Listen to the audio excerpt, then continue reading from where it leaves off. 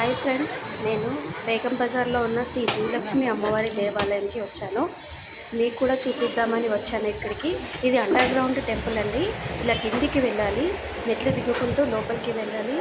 ఇవాళ చాలా రష్ ఉందండి.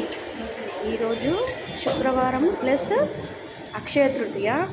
చాలా రష్ ఉందండి ఇక్కడ. నాకే ఒక 10 to 15 మినిట్స్ టైం పట్టింది దర్శనానికి. మీరు కూడా దర్శనం చేసుకోండి అమ్మవారిని. జై లక్ష్మీ మాత, జై జై లక్ష్మీ మాత. చూడండి, దర్శనం చేసుకోండి అమ్మవారిని. మీరు కూడా దర్శనం చేసుకోండి.